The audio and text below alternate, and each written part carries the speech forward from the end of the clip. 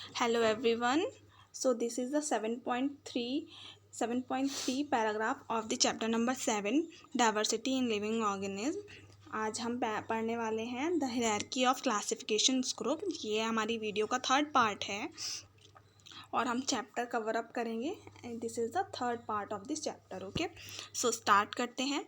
Biologist such as Ernest Haeckel 1894, Robert Whittaker 1969 and Carl Huss 1977 have tried to classify all living organisms into broad categories called kingdoms. Animals की categories को kingdoms में बांटा इन सभी biologist ने मिलकर and अपनी अपनी थ्योरीज को बताकर.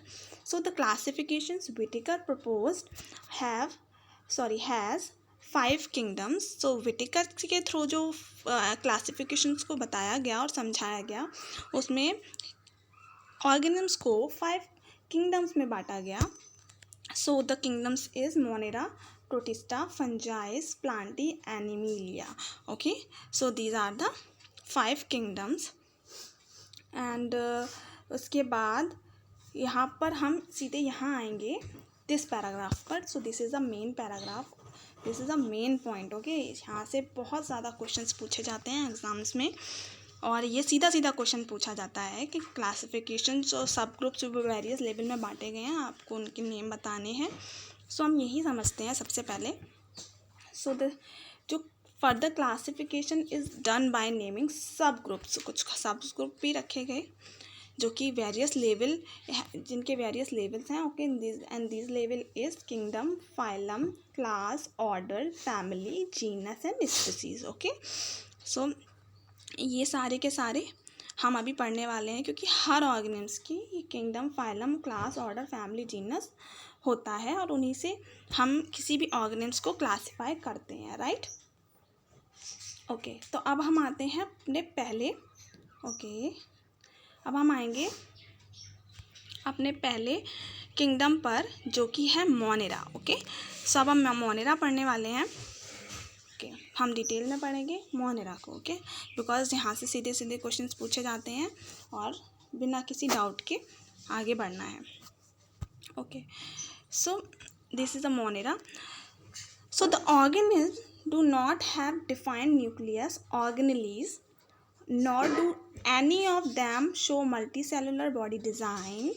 जिन ऑर्गेनेलीज या जिन ऑर्गेनिम्स के पास न्यूक्लियस ऑर्गेनेलीज नहीं होती है और ना ही मल्टी सेलुलर बॉडी डिज़ाइन होती है वो कहलाते हैं मोनेराज में. ओके, वो ऑर्गेनिज्म मोनेराज में रखे गए हैं. Okay, so on the other hand, they show diversities based on many other characteristics. Some of them have cell wall while some do not. Okay, किसी किसी के पास सेल वॉल होती है बट किसी के पास सेल वॉल नहीं होती है. Of course, having or not having a cell wall has very different effect on the body design. So cell wall होने से और सेल वॉल ना होने से बॉडी के डिज़ाइन में भी फ़र्क पड़ता है. राइट. सो ये इनके पास मोनेराज में जो एनिमल्स आते हैं उनके पास कुछ किसी किसी के पास सेल वॉल होती है और किसी के पास नहीं होती है. राइट. ओके, तो अब हम आएंगे. Yes, of course, having or not having cell wall has very different effect of the body design here from having or not having a cell wall in multicellular organism. So the mode of nutrition of this organism. अब हम mode of nutrition पढ़ने वाले हैं कि यहाँ पर mode of nutrition क्या होता है. Okay, so the mode of nutrition of these organisms in these groups can be either by synthesizing their own food, autotrophic like. Okay, यहाँ ऑटोट्रॉपिक वर्ड का यूज़ हुआ है. राइट. तो आप समझ गए होंगे कि ऑटोट्रॉपिक का मीन्स क्या होता है. यानी कि ये किसी के ऊपर डिपेंड नहीं है, ये खुद से सिंथेसाइज करते हैं अपना own food. Right. So getting it from the environment. Heterotrophic ये. ओके, सो यहाँ पर इन्होंने हेट्रोट्रॉपिक्स भी बोला है. राइट.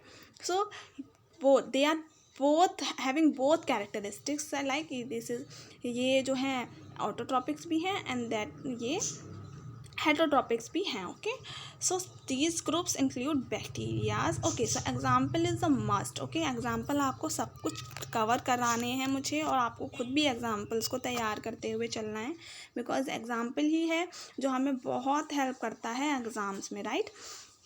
सो मोनेराज के जो एग्जाम्पल्स हैं वो हैं blue green algae, cyanobacteria, mycoplasma. Okay, so मैं आपको अभी कुछ एग्जाम्पल्स शो करवा रही हूँ, राइट. आप अपनी एनसीईआरटी बुक में भी देख सकते हैं. So the bacteria. Okay, so bacteria का शेप आप देख सकते हैं. ये है बैक्टीरिया, है ना. ये है एनाबेना. सो ये आप इसको एनालाइज भी कर सकते हैं. सो ये देखो अपना, इनके पास आप ये देख सकते हो फ्लैजिला भी है, राइट. ये हेयर लाइक स्ट्रक्चर्स भी रखते हैं, राइट. सो आप एग्जाम्पल्स को साथ में तैयार करते हुए चलेंगे, राइट. अब आएंगे हम नेक्स्ट पॉइंट पर, जो कि है अपना नेक्स्ट हेडिंग, वो है प्रोटिस्टा. ओके, सो प्रोटिस्टा में आएंगे हम. Yes, this group include many kinds of unicellular eukaryotics organisms. Okay, इस ग्रुप में यूकैरियोटिक्स यूनिसेल्युलर ऑर्गेनिज्म प्रेजेंट रहते हैं. Some of these organisms use appendix such as hair-like structure, cilia, whip-like flagella. आप hair-like structure बोलिए, cilia बोलिए, या फिर flagella बोलिए, जो कि हेल्प करता है मूव करने में, right. So their mode of nutrition can be autotrophic और heterotrophic like monera. Okay, so monera की तरह यहाँ पर भी ऑटोट्रॉपिक एंड हेटरोट्रॉपिक न्यूट्रिशन है, मोड ऑफ न्यूट्रिशन है. यहाँ एग्जाम्पल साथ में पढ़ के चलेंगे हम लोग. तो algae, diatom, protozoan. Okay, so ये हैं हमारे प्रोटिस्टा के एग्जाम्पल, राइट. ओके, सो अब हमें सो यहाँ पर ये कुछ डायग्राम्स हैं. Yes, so this is the example of protista. Okay, sorry, protista के. ओके, सो देखिए आप, मैंने अभी ऊपर बताया आपको हेयर लाइक स्ट्रक्चर फ्लैजिला होगा, राइट. यहाँ पर आप डायग्राम्स में सीधा सीधा देख सकते हैं, राइट. ओके, सो अब नेक्स्ट आएगा फंगीज. ओके, सो फंगीज को पढ़ने के लिए अब यहाँ हम पढ़ेंगे फंगीज को. So these are heterotrophic eukaryotics organisms like Protista, वो भी हमने ऊपर पढ़ा. Some of them using decayed organic materials as food and are therefore called saprotrophs. Okay, mostly ये heterotropic eukaryotic organisms हैं, but कभी कभी या इनमें से कुछ organisms dead and decay organic को मटेरियल को ईट अपना न्यूट्रिशन का मोड बनाते हैं. सो ये सेप्रोट्रॉप्स भी कहलाते हैं, right. So other require of this livings, other requires a living protoplasm of the host organism for food. Okay, they are called parasite. जब ये किसी और ऑर्गेनिज्म का होस्ट बनकर यानी मोड ऑफ न्यूट्रिशन लेते हैं, ओके, सो ये पैरासाइट कहलाते हैं. Many of them have capacity to become multi cellular. इनमें से कईयों के पास ये कैपेसिटी होती है कि वो मल्टी सेलुलर ऑर्गेनिज्म की स्टेज पर भी लीव कर पाते हैं, अपना ज़िंदगी जी पाते हैं, right. They have cell wall made of tough complex sugar called chitin. Okay, so मैं दिखा देती हूँ. Yes, chitin. ओके, इनके पास सेल वॉल होती है जो कि बनी होती है काइटिन से. This is the most important word. Okay, मैं आपको सभी से पहले पूरा टॉपिक कंप्लीट कराने के बाद पूरे क्वेश्चंस भी कंप्लीट कराऊंगी, जो एग्ज़ाम्स के पॉइंट ऑफ व्यू से बहुत ज़्यादा इम्पॉर्टेंट रहने वाले हैं, राइट. अभी हम आगे बढ़ते हैं. यहाँ फंगीज का एग्जाम्पल्स हम लेते हैं. तो this is yeast, mould and mushroom are the example of the fungi. Okay, so हमें एग्जाम्पल्स को साथ साथ तैयार करते हुए चलना है, राइट. यहाँ पर आप डायग्राम देख सकते हैं. ओके, सो यहाँ पर बोला गया है some fungal species lives some fungal species lives in permanent mutual dependent relationships with blue green algae. Okay, कुछ species permanent and mutually dependent होती हैं ब्लू गिल एल्गी से, ओके, और साइनोबैक्टीरिया से, right. Okay, such relationship are called symbiotic.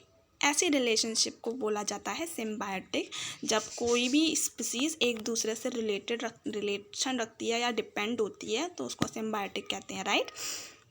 This symbiotic life forms are called lichen, और इस life form को बोला जाता है लाइकेन, ओके।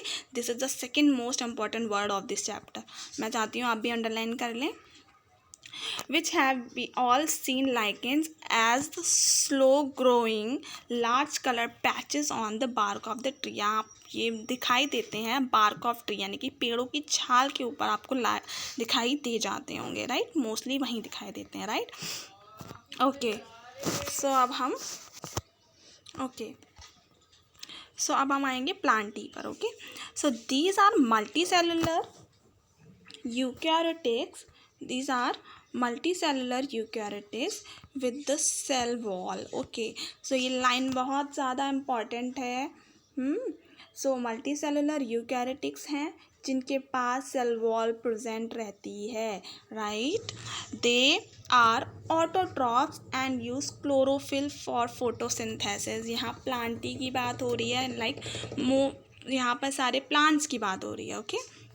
जिनके पास ऑटोट्रॉपिक मोड ऑफ न्यूट्रिशन होगा, राइट, क्लोरोफिल होगा फोटोसिंथेसिस के लिए, जिसके थ्रू ये अपना फूड को सिंथेसाइज करेंगे, right.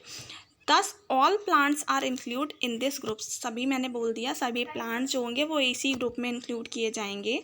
Since plant and animals are most visible form of the diversity of the life around us, right. Okay, we look at the subgroups in this categories later।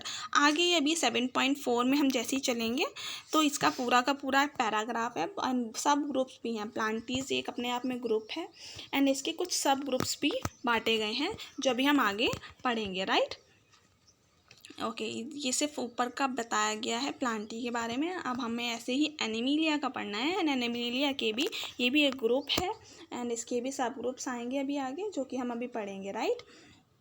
Okay, so these include all organisms which are multicellular eukaryotics without cell wall, okay। so इसमें cell wall present नहीं है, right, and multicellular eukaryotics होंगे but cell wall present नहीं होगी, right.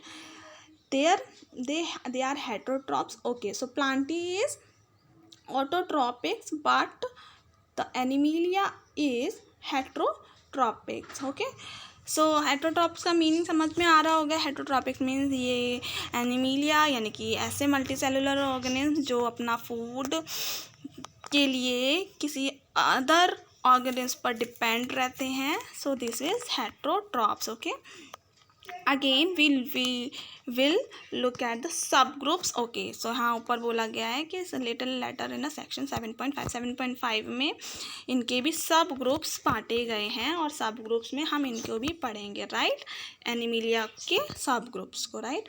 सो आज यहाँ पर हमने एनिमिलिया और प्लांटी तक कवर करा है और एनिमिलिया प्लांटी के बाद इनके सब ग्रुप्स की बारी आएगी, ओके। सो सब ग्रुप्स यहाँ पर पढ़ने वाले हैं हम, राइट। यहाँ पर बताया गया है पेज नंबर 85 पर, यहाँ पर 85 पर एक बड़ा ही अच्छा सुंदर सा एक ग्राफ आप देख पाएंगे जिसे आपने अब तक जितना भी पढ़ा है उसे आप रिलेट कर पाएंगे, ओके।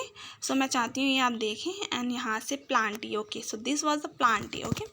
यस, यहाँ से हम पढ़ेंगे अपनी नेक्स्ट वीडियो में, right. Thank you for watching.